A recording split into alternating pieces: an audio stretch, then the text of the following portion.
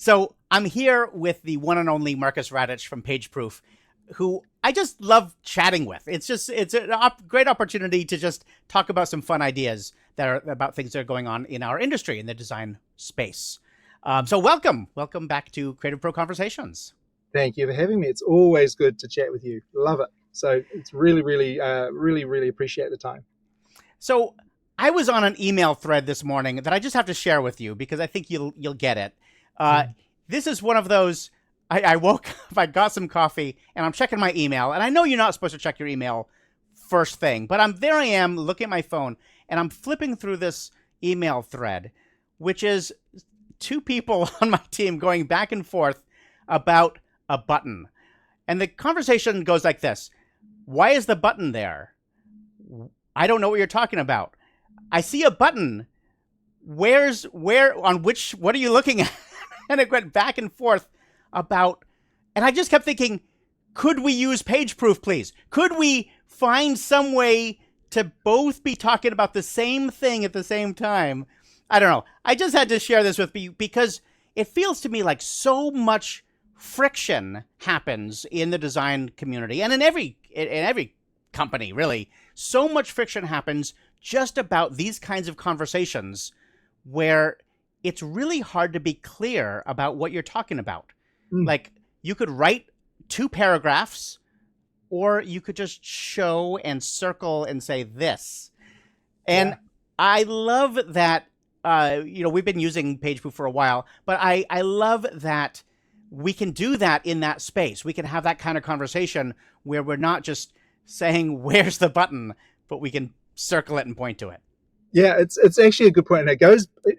Look, we've been doing, I think, these kinds of conversations where we do it over the phone or do it via email for decades. Yes. And actually, if you think about technical support, it's unplug the cable in your router. Which cable? This cable. And you say, okay, I'll turn it off and turn it on again. Yes. Where's the button? I'm not sure. Well, I think it's the blue button. No, there's no blue button on my router. I mean, it just goes on and on and on. And that goes back to the beginning of time. And I think tech support has improved quite a lot with the smartphone, because I have seen some companies that now will do a tech support screen share with you. Mm-hmm. And you point your phone at the router, and they say, oh, it's that button on the left-hand side. And you're like, oh, great, click, done. So it's all about the visual and having the visual, because we don't just read, we don't just hear, we also can see. So if we can bring all that together, it makes communication more native to the way a human was designed, I think. I absolutely believe. I believe what you're saying is correct. Bringing more of the senses together makes it more human, and especially in the design space, design and publishing, where so much of the work we're doing is about what we're looking at. It's just critical that we are able to share that and communicate about it more clearly, because it's not about the wire. It's about this font. Well, which font? Which text are you talking about? There's 19 fonts on this page. Hopefully not, but you get the idea. There's always something that we need to be able to talk about with more specificity. So it feels like under the hood, we've had previous conversations about PageProof and how helpful it is in the design process, where you can get a team of people working together to do approval and commenting on whatever it is you're working on, whether it's InDesign, Photoshop, video, web, email design, whatever you're working on, you could use PageProof to have that ongoing conversation about. But it feels like under the hood, even underneath that, there's something more important going on, which is you're improving communication. All you're really doing is removing the friction from that conversation so that communication can happen more easily. Does that feel right to you? It does. And one of the goals that we had was to make sure that the conversation you were having was succinct and on point, and you weren't having to repeat yourself over and over. And a good thing about that is, and a good example of it is, these days when we're working with that sort of, I don't know if the term's outdated or not, but I call it that cross-media type thing. Is there a new term for that? That's good enough for me. That works. Okay, great. So cross media. So you're looking at, okay, we have some print work, we have a web design that's going to use the same elements from, this area and this area. And we're bringing together all of that design into one, the design system that's going across all of the different pieces that Sure. were output. Sure. So when we were looking at PageProof, we were saying, well, if you send this out via email, you can send the PDF via email. You then send another email with a link in it to go to the website. You then go and you put a YouTube link in for the video, but make sure the YouTube video is private because we don't want everyone to see that. Right. And then what you got back was actually you had no idea what you were going to get. You might get reply emails, you might get a printout, you might get a phone call. So this and that actually lends itself to how people like to communicate.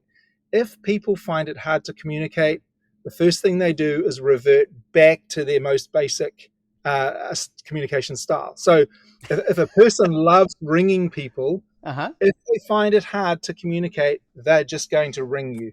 Okay. Whereas you have other people that if they find it hard to communicate their idea, they'll email you. So you straight away, you've got two different ways that people do it. So with PageProof, we said, look, campaigns these days, they have all these different outputs. How about we put them into one screen so that you can say, all right, there is the print, there's the email template, there's the website, there's the video. So you can now see it in one place under a collection. And you don't have to repeat yourself because here we can see that, the way that we use the logo here, we should put a comment on that. That also applies to everywhere else we use it in this campaign. So it just means that we're keeping the communication, really, really just on point. And so that's kind of the background to it. It feels important. And there's also the piece of the right people need to see it at the right time, because you don't typically with these sort of communications, you send a mass email out to the team and you say, give me feedback. Or you painstakingly send it to one person and then you get the feedback and then you do another person. But the idea that in PageProof, you can say, look, I have a workflow here. This person needs to see it, then that person, then don't send it to legal until the end and so on. It's just legal. Poor legal. They deserve it. It's okay.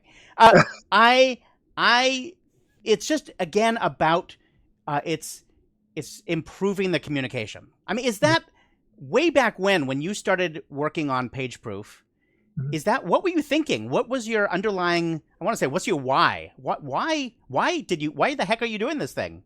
Why? Because my inbox was full of all of the stuff I couldn't figure out. I mean, I was working in production and it absolutely drove me crazy. I was receiving, and look, I'm going to point at my grays here.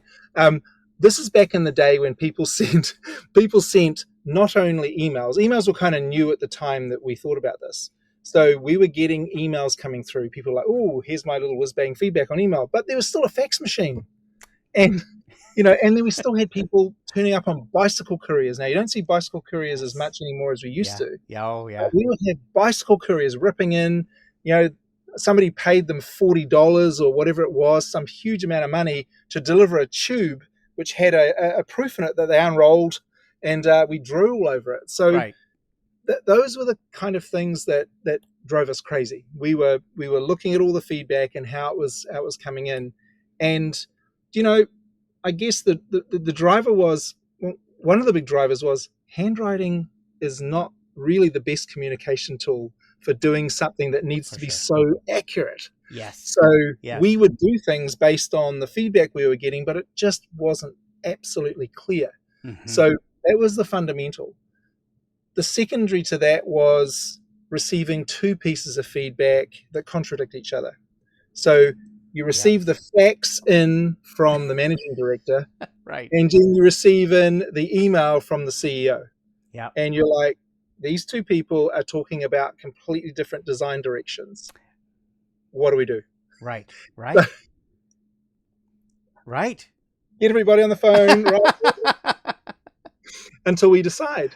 And that was actually the reason why one of the fundamentals about PageProof is that everybody sees everybody else's comments by default. Mm-hmm. There is a private comment feature, but you actually need to switch that on for the proof. Okay. By default, everybody sees each other's comments. Yep. And the reason for that is that we want people to have their conversations, working out a point before it comes back to me, the designer. I don't want to be involved.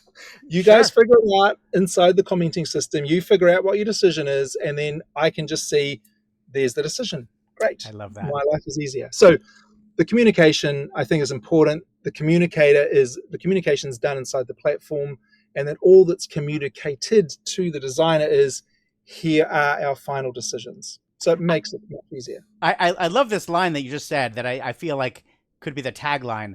My life is easier. Just the idea ultimately for all of this is it's just making our lives easier. And so I had this experience recently, and I think I shared with you before that we've been using PageProof for our website redesign for the past year. We've been working through this with our designer and then the developers. It's a huge project because CreativePro is massive and goes back 26 years. There's a lot of data, a lot of things that we need to work on. And we got our developers in on the system, and we didn't know how they would feel about it. They loved it. They just were like, this is perfect, exactly what we need for this kind of communication. So they were happy. We've been happy because we can have those conversations back and forth among the team and then hand off a decision. Exactly what you're talking about. And ultimately, it's our lives are easier. All you're really doing is making our lives easier and removing that friction, that communication friction, and allowing us to get the project done just so much more easily. It's been really, really good. Yeah, and the accuracy is also improved because, the more conversations you have, and I don't know if there's probably some sort of internet law about this that someone made up in the past, but it seems like the longer and longer and longer a communication thread goes, the less clear it becomes. Yes, that's true. Which is almost the inverse of what you'd expect, which is this will become clearer as more and more people get involved and try and figure this out. So if you think about an email thread, if you look at the way some of the email threads go, true. It's they become less clear.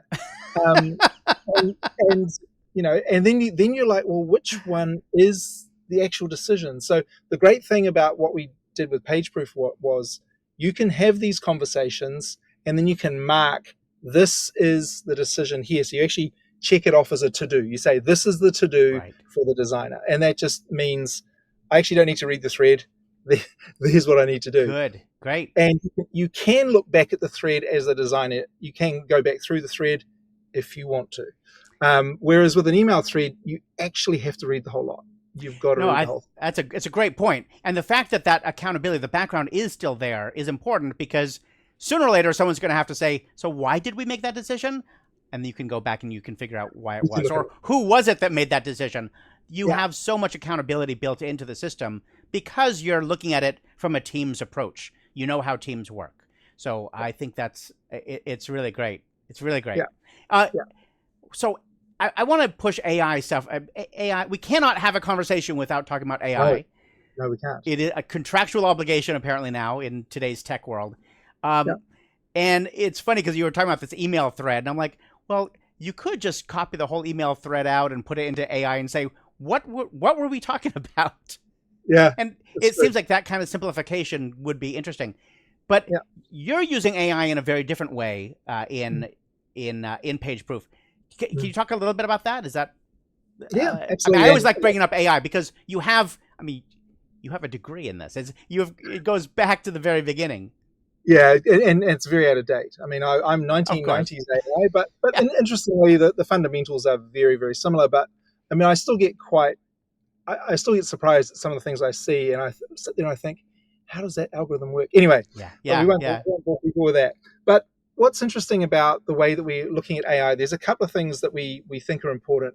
Number one is knowing that the content has been generated using some AI in some way is important. So we joined the content authenticity initiative, and that was great. So we worked with the team over there, and we built the tools into PageProof. So if you drag and drop a Firefly image into PageProof, For the reviewers, it's going to pop up on screen, and then over in the corner, there's a little CR icon that says, this was generated using Adobe Firefly, and it was signed on this day, this time, etc., etc. So the reviewer knows. It's not that we're trying to say whether AI-generated images are good or bad. We're just saying, this one is.